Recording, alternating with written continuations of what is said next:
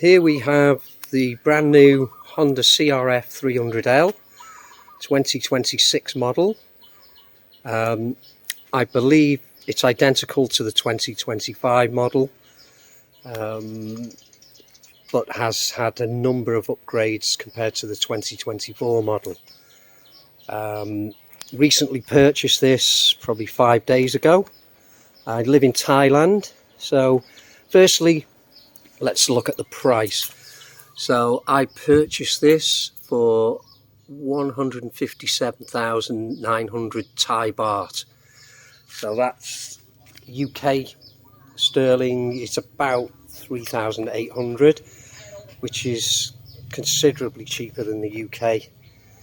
But they are manufactured here, so there's no VAT or import duty. So moving around the bike, let's firstly discuss the changes from 2024. The forks have had a slight upgrade, although I'm told that the spring is the same as the 2024.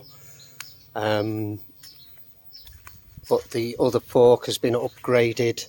So the right fork leg has the spring in, and the left fork leg has the compression damping. So that's been upgraded. I believe it's an improvement of 10%, but people may tell me otherwise.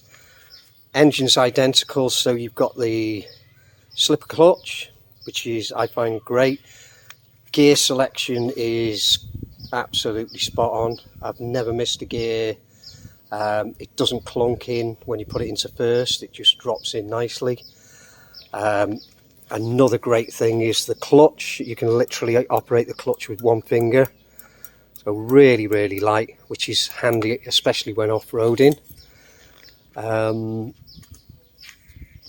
really impressed with the bike. Obviously it's not a high-powered machine, but it does what it says.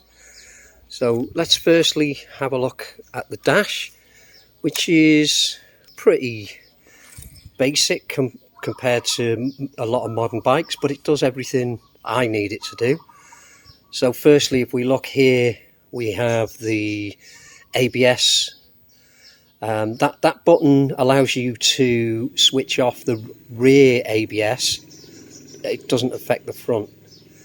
So off-roading, it makes sense to turn the ABS off, but when you get back onto the tarmac, you can put it back on. It's simply just press and hold the button for a few seconds. Then looking at the dash itself, got most of what you need there. So you've got the time, fuel gauge, RPM, speed.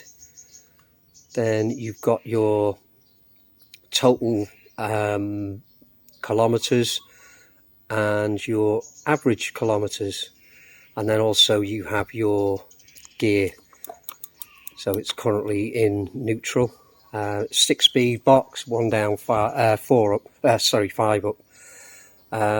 One thing I do like about this is when you go into the trip, you see here, I reset the trip yesterday when I refueled.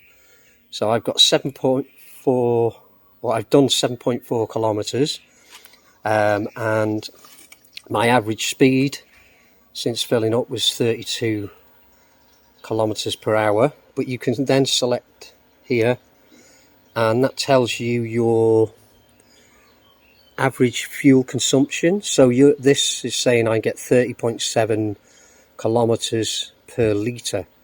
So based on that, the tank is 6.8 litres. I think I'm getting between 2 and 220 kilometers on a tank. And then the next one tells you how much fuel you've actually used.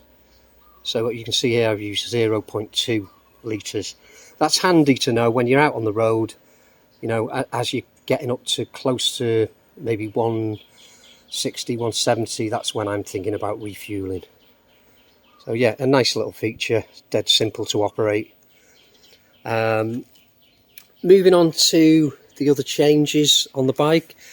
They've put these really slick indicators, LED, and the front headlamp is also LED, which is an upgrade from the 2024. Yeah, nice, really nice indicators. Same on the rear. The 2024, the indicators were far bigger.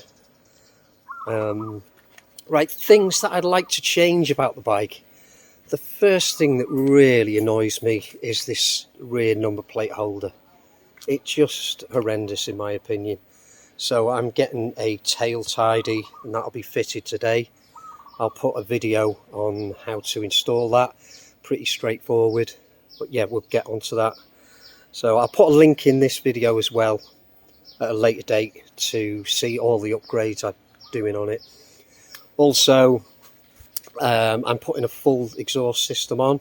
That should be with me in a couple of days, and that will hopefully help it breathe more and give it a better note from the exhaust.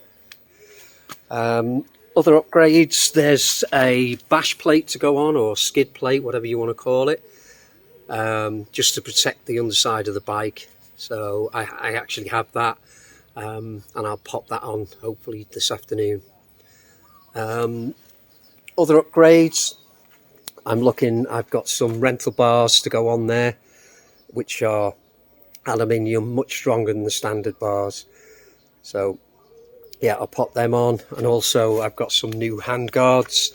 These are okay for keeping the wind and weather off you, but I've got the bark buster type where it has a bar going around here, so if you do drop it, hopefully you're not going to snap your brake or clutch lever.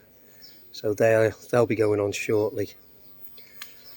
Other additions, small one, but I'm going to put a screen protector on there just to stop any scratches.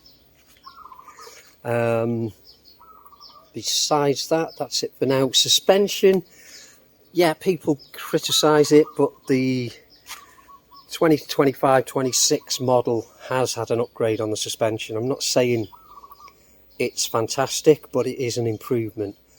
As I'm only 75 kilos on average, I'm finding the suspension okay, but I haven't done any extreme off-roading yet. Something I'm going to consider it in the future, but I've spent a lot of money this month, so I'll maybe hold back on it. But all in all, great little bike. I'm really enjoying it. Fun on the back roads. You can pass other vehicles, no problem. Keeps up with big bikes on twisty stuff. All right, in a straight line, it ain't gonna keep up with them. But generally, if I'm on back roads, then it's great fun. So really, really pleased with it. I'll keep you updated on any modifications I do. Post more videos. So hope that you found this useful. My next job is to start putting the new parts on, so I'll be going to be very active for the next week, sorting out new videos and so on. So that's it for now. If you've enjoyed the video, please give it a like and subscribe to the channel. And yeah, hopefully if you're considering buying one, I can highly recommend it. So I'll say goodbye for now and hopefully see you soon.